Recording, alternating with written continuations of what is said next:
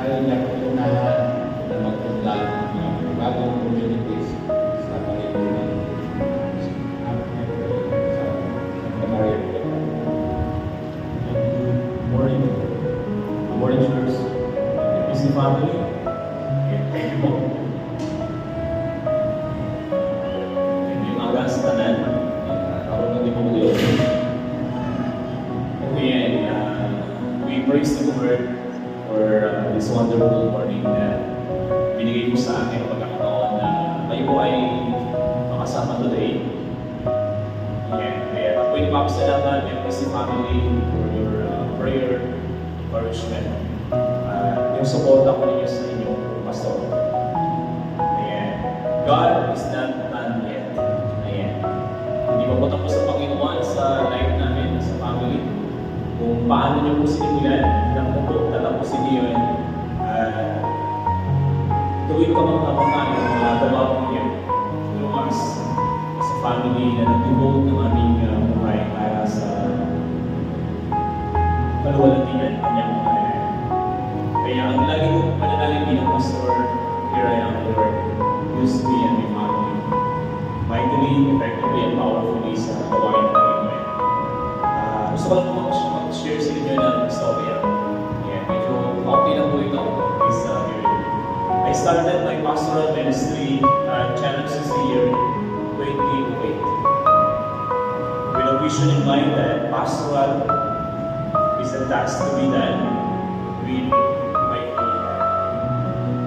to be a good shepherd of God is my goal, doing it passionately, joyfully, carefully, and wholeheartedly. It's my privilege to serve God through His redeemed people. And only by His grace I did it.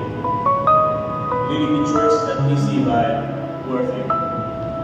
Because everyone's soul is very precious sa harapan ng Panginoon. I really praise and thank the Lord for my family, my co-laborers, my partners. Karamay ko po sila sa lahat ng hirap na hinarap, hinaharap at haharapin. Sa totoo lang po, hindi ko po kayang magpastor kung wala po sila. Kailangan po ang tulong at papalakas po nila dahil marami po akong alam na mga pastor na hindi po nagagamit vitally anymore the broken family ang kanyang pamilya. But I am blessed that I have a family na kumpleto ang regalo pagdating po sa gawain ng Panginoon. Kaya salamat po sa may bahay po na nandiyan sa suporta po sa akin lagi.